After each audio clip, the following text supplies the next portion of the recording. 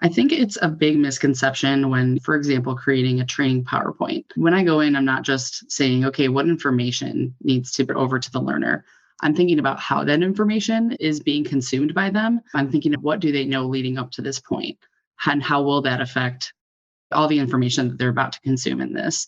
So not only that, but we also try to make sure that we create content in an engaging way.